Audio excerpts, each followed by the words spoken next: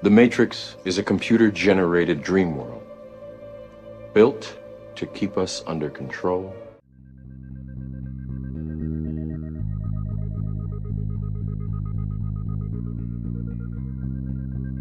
This one is a touchy subject. This whole fucking video's a touchy subject. So anyway, this one's hard to get across to people big time. But outer space is up for debate. Space programs are compartmentalized, and most astronauts are Freemasons that have to swear an oath of secrecy when dealing with the so-called missions. The thing is that there is so much footage of NASA and other space agencies making mistakes. Sometimes we could see bubbles in the spacewalks. Sometimes we could see harnesses and wires on the people in the International Space Station. The permed hair that moves nothing like it would in zero gravity. These are huge red flags. Not to mention the Van Allen radiation belt. The Van Allen radiation belt is a layer of energetic charged particles that is held in place around a magnetized planet such as Earth by the planet's magnetic field. Sounds kinda like a dome if there is one. Oddly enough, one of NASA's employees admitted that this radiation belt needs to be figured out before humans could pass through it. Listen closely. As we get further away from Earth, we'll pass through the Van Allen belts, an area of dangerous radiation. Radiation like this could harm the guidance systems, onboard computers, or other electronics on Orion. Naturally, we have to pass through this danger zone twice, once up and once back. But Orion has protection. Shielding will be put to the test as the vehicle cuts through the waves of radiation. Sensors aboard will record radiation levels for scientists to study. We must solve these challenges before we send people through this region of space. Let's talk about satellites. We've already discussed how there are no pictures of the Earth, so are satellites even real? Not likely. Ground towers are built all over the world and are more than adequate to relay our television, radio, and cell phone service. All GPS is done through land-based towers, and things like Google Earth are taken with high-altitude planes, and most of them are just done with cars on street level. Did you know that satellites were actually invented by Arthur C. Clarke, the science fiction author? I didn't know that. they shortly became science fact after that. The geostationary satellite, look it up. It was created by a science fiction author. And then within a decade, NASA claims to have sent a real one up there, and ever since then, that's where we get all our communications from. So if satellites were real, we would constantly hear stories of them being hit by meteors or comets, and that doesn't happen. No one's ever lost their direct TV feed during the Perseids meteor shower because one of the meteors knocked out one of the satellites. Doesn't happen, it's never happened, and it won't happen. And that to me tells me there is no satellites. You would constantly be worried about them, and you would constantly hear about them having something happen, and it's so rare that you hear that.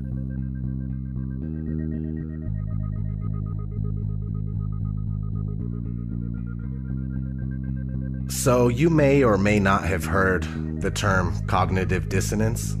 Cognitive dissonance is when new information challenges your beliefs and you just can't let go. It's just like that scene in The Matrix. No. I don't believe it. It's not possible. Stop. Let me out! Let me out! I want out! We have a rule. We never free a mind once it's reached a certain age. It's not easy going through this kind of deception and then realizing that your whole life was spent thinking and believing one thing when it's the opposite. Nobody wants to feel like they've been fooled, like they've been had.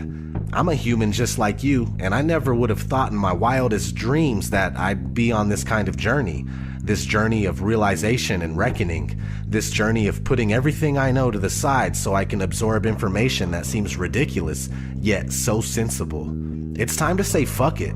It's not your fault that you were wrong. It's not your fault that you fell for a trick that the whole world also fell for.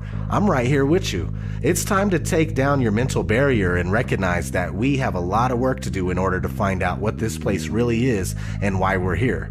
It's not to be slaves of the dollar. It's not to be slaves of the clock. Our reality is being manipulated and hidden from us. Please wake up and try to awaken those around you.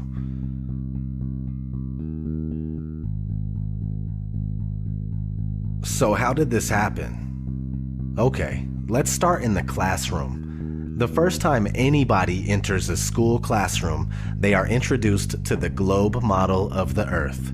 This three-dimensional scale model of the Earth that has never been proven was invented in the 1400s. Fast forward to 1927, a big-budget movie company called Universal Pictures came out with its movie intro, and guess what? The spinning ball Earth still hasn't been proven.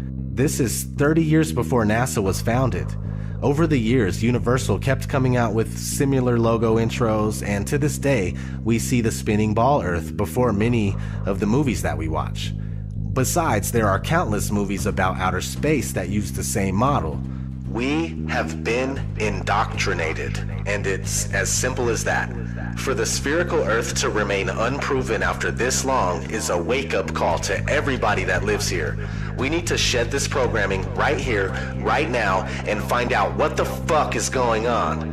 No more embracing this sick illusion that was created by psychopaths. I'm going to keep searching for answers and trying to make something happen. All I want to know is, who's coming with me?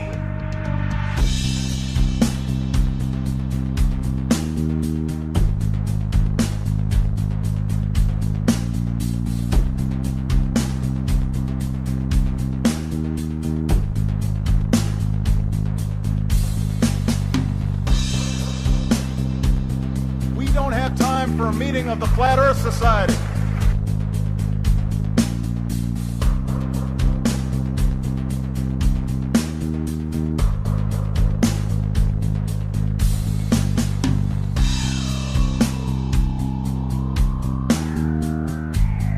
I'd like to be an explorer, like the great Magellan. Oh, you're too late. There's really nothing left to explore.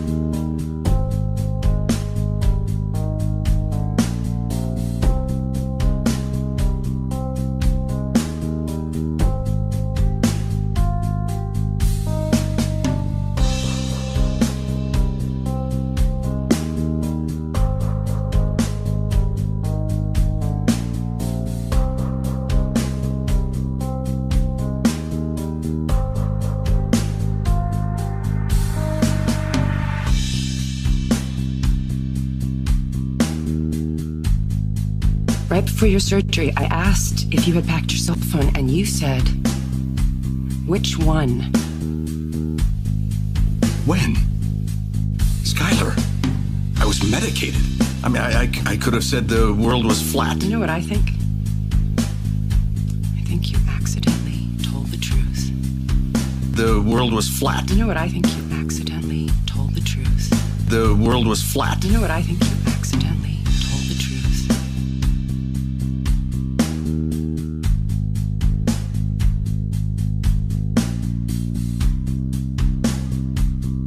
Really, the evidence shows me that it's flat and stationary. There is much more evidence based on just pure analysis that it's flat and stationary.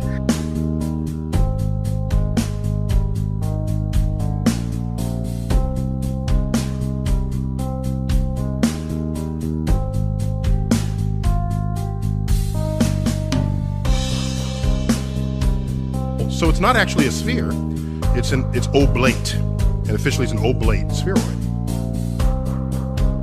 That's what we call it. But not only that, it's slightly wider below the equator than above the equator. A little chubbier. A little chubbier. Yeah. Chubby's a good word. It's like pear-shaped. Yeah.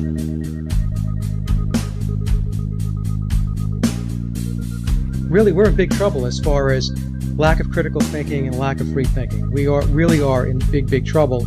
We need to step it up as far as the awakening goes. You really need to put your thinking cap on, and you really start to really need to start to look at these things and look at them with a critical eye and with a critical mind.